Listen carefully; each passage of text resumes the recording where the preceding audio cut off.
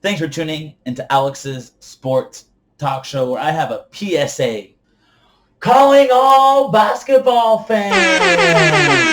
This is your video. Yes, basketball fans, NBA fans, we're here to break down pretenders versus contenders and why aren't some veterans in the league right now? Pretenders. Not the Lakers, let me tell you that. Not the Clippers, not the Sixers, not the Bucks, not the Celtics.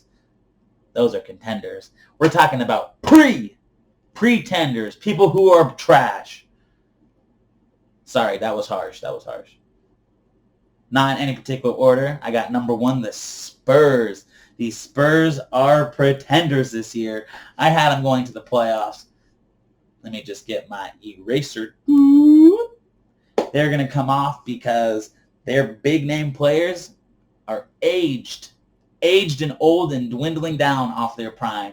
You got LaMarcus Aldridge, who is supposedly your number one. He's 34 years old. He is getting old, and does he still put out? Yes. But does that not mean you're going to make the playoffs? And the Spurs are accustomed to going to the playoffs and competing for chips.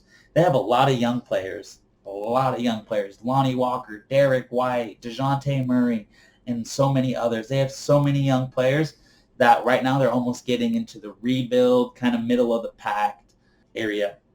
Pop is just at the end of his career. Like, nothing to knock on him. He's been coaching that team since 1996. He's been coaching that team for 23 years and having one of the best coaches to ever coach. Definitely top 2 coach of all time. And he's just out of his career, and I just think that you're not really staining it if you're coaching, if you're, not making the playoffs. But I just think it's time. I think he should have been done 2 or 3 years ago, in my opinion. But he loves the game of basketball, so can't knock him down for that. But Pop, it's time to go. Spurs, pretenders this year. Another team who is a pretender are the Timberwolves. Yes, Wiggins is still not that dude. We all see flashy Andrew Wiggins in the first couple months averaging like 28 to 22 and shooting really good, and then he'll go back down to his 21 points, shooting like 43, if that, percent from the field, barely doing anything. Yeah, it's that time. Timberwolves have been pretenders for a while, even when they had Jimmy Butler on them. But Karl Anthony Towns, man, that center is a real deal. I see him as a Patrick Ewing-esque player, someone who's big, bulky. I just think that he's willing to do the dirty work. But as I said, I see him as a Pat Ewing type player. And he's gonna need help. Like Andrew Wiggins, is not the guy. So you got to go out and you got to get another big free agent, or you got to draft someone really high up. Jeff Teague, he ain't it either. As the point guard, he can't be your second or your first string point guard. He can be your bench. He can be like your bench point guard, but he can't be your starting one. They have no depth as well with the Timberwolves, so they aren't really going to go far. They are 7th in points per game about a week or so ago, and they're 2nd in blocks per game behind the Lakers. So some improvements there, but not all the way there yet. The Suns. Yes, the Suns are pretenders. They were on, I remember when they were like 6-2. I was like, Suns are 6-2 without DeAndre Ayton? That's crazy. So now, since the time has progressed, we're kind of into December, almost January, a couple months into the season. Suns are pretenders. You got a young, promising star center, DeAndre Ayton. He's about out for a third of the season due to taking some stuff that you're not allowed to take. There's nothing like bad, though. They have a good young group. Kelly Oubre, I really like Kelly Oubre working with Devin Booker on the Suns. I think that's going to be a good core right there of Devin Booker, Kelly Oubre, Saric. I really like him. He can kind of spread the floor out. And then you got DeAndre Ayton. Ricky Rubio, I do not think is the point guard for that team. They are 6th in points per game with 114, 8th in three-point percentage, with shooting 36.9%. So shooting good on threes. I think that's going to dwindle down. I think that Devin Booker is going to have to carry the load more and more and more like he always does this year. Maybe not so much, but he's going to have to definitely score. If they want to win games, he's got to score at least like 30 like per game. And this last one was hard for me. I put the Mavs in pretenders. Yes, I put the Mavs in pretenders instead of contenders, although they're I believe they're fifth in the West right now. They have elite players in Luka Doncic and Porzingis. Give them a couple years to mesh, and they're going to be so good. I see Luka as a more unathletic LeBron, elite point forward type person. He just passed Michael Jordan for most point or most games with 25-5. Some good company. He's one of the youngest players to get triple-double. But the reason why they're pretenders is because not enough depth on that team, too young, and then they don't play any defense. Players on this team: second year Luka Doncic, 5 or 6 year Tim Hardaway Jr., 5-year Porzingis, who hasn't even played the last 2 years. Jaren Jackson, who just got traded for last year, he's in his third-year deal, his rookie deal. So just those four right there are just young, and Luka doesn't play any defense. Porzingis, you think would be a shot blocker, but he doesn't really like to get in the paint really that much. So the Mavs I have as pretenders. They will probably still get into playoffs. They'll probably be the 7th or 6th seed, but they might win a game or two. But as long as you pretty much shut down Luka Doncic, you're gonna win the game. Now we're gonna go into contenders. I have Raptors, Heat, Jazz, and Blazers. Yes, the Blazers. We'll talk about them at the end. So I got the Raptors. The Raptors have the same record. They were 12-4.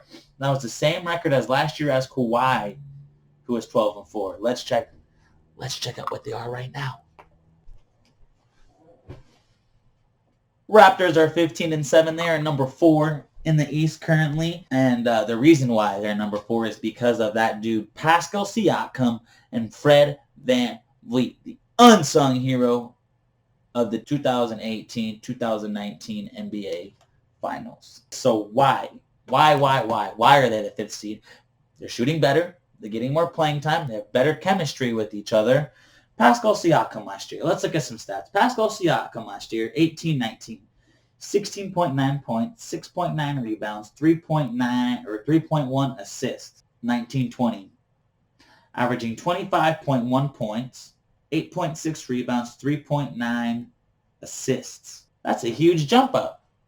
Pascal Siakam just won Most Improved Player of the Year last year, and you're telling me he went up 9 points? 9 points and 2 rebounds? This dude could get it back-to-back years. Pretty crazy. So Pascal Siakam is the number 1 option in Toronto, along with Kyle Lowry and Fred VanVleet. So let's look at Fred VanVleet, shall we? Fred VanVleet, 18-19. He was averaging 11 points, 2.6 rebounds, 4.8 assists, 0.9 steals. From the field goal, he was shooting 41%. From 3-point, he was shooting 37.8%. Pretty good still. 19-20, he is averaging 18.5 points, 3.9 rebounds, 7.5 assists, 2 steals, and he's shooting a 40.3% from the field goal. And from 3, he's shooting 38.2. Now, the Raptors are 8th in assists per game, 4th in defensive rebounds per game with 37. They are 4th when 3-pointers made with 14.4 per game, and they are the 1st in 3-point percentage with 39.5. I'm a stats guy. I love stats. If you didn't know I love stats, this is an example of why I love stats. You can see the improvement. Not only are they getting more playing time, but they're effectively using that playing time to help improve the team and its record. I really think that Fred VanVleet is really that guy. I really think that Fred VanVleet can move into a real starter role once Kyle Lowry gets out. Now, will he be... I don't think he can get it done. I think he'll have to have a backcourt mate with him. But Fred VanVleet is a starting point guard in this NBA He's really kind of changed the image around being undrafted and then working your way up through the G League and becoming a championship. The Heat, Miami Heat are a contender. Jimmy Butler has changed the culture in South Beach. He is showing these young guys and these other players, hey, this is what a real work ethic looks like. Hey, this is what we need to do. All these things, and he's being that number one guy. Last year, through 18 games, they were 7-11. Horrendous. 7-11. Since Jimmy Butler has come into that team, through 18 games, they're 13-5. 13-5. Right now, they've lost a couple due to some injuries and stuff, but they still have a really good winning record. Let's check. The Heat currently are 17-6 right now.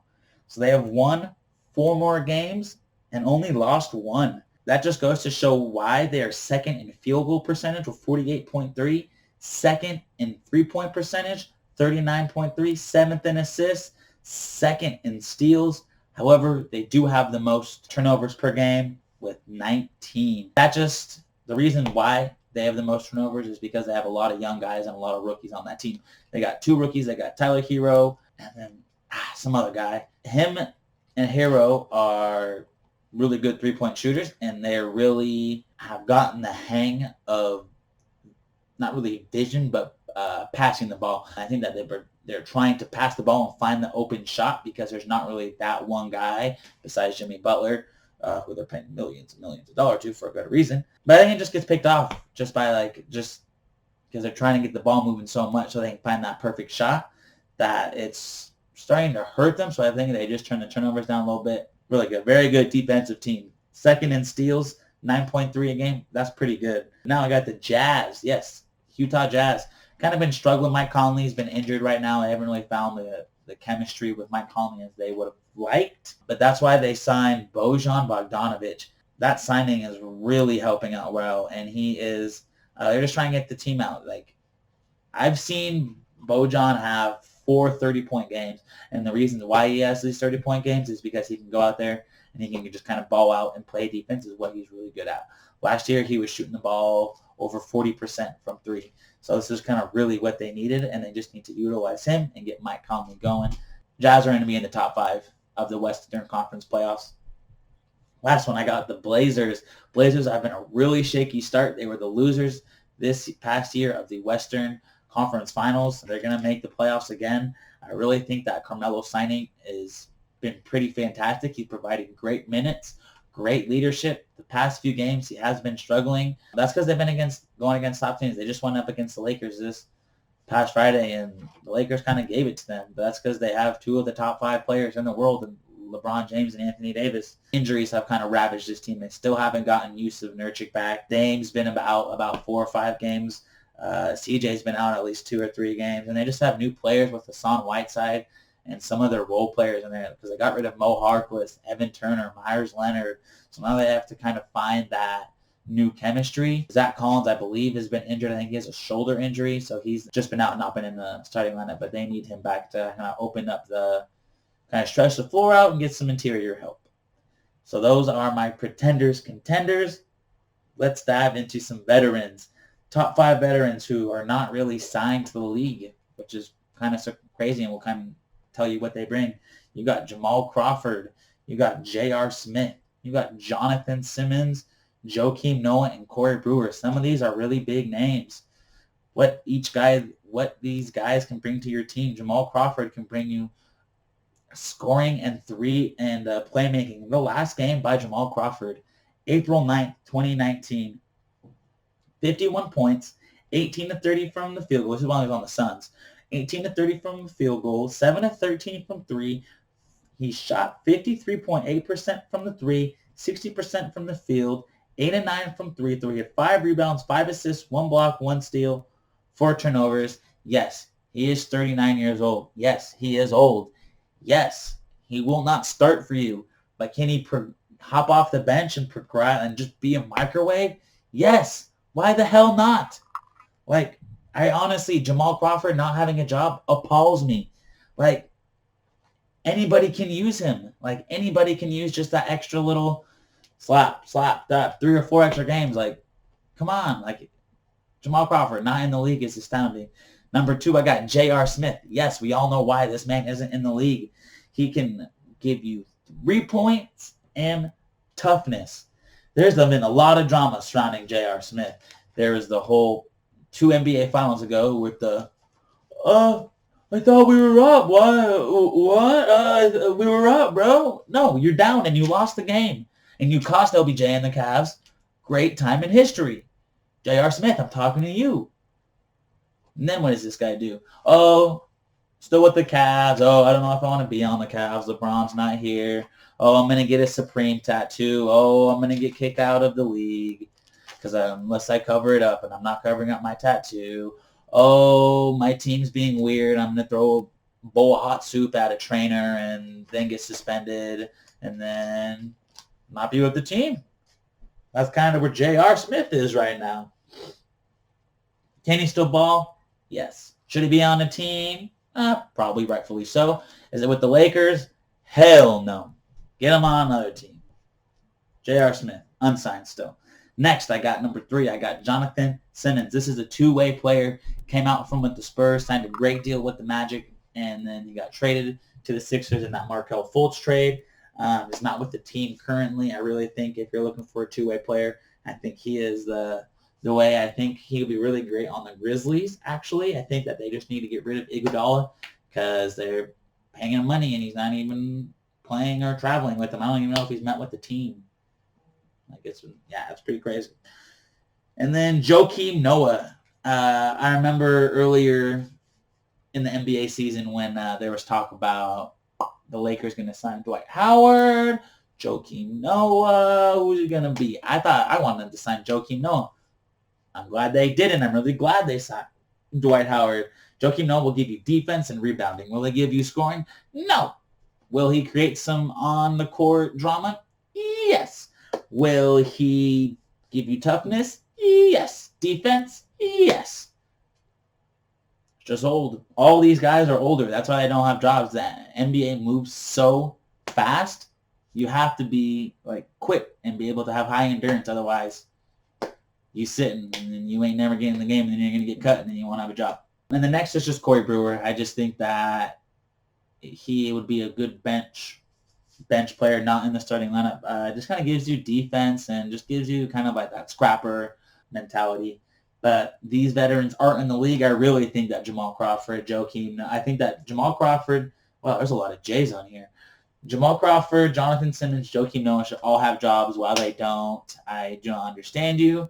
I don't understand, but they should. These are what my thoughts are. So please drop a comment, hit that like, and subscribe, baby. You know what's good. Thanks for watching. I'm out of here. Have a good one. Deuces.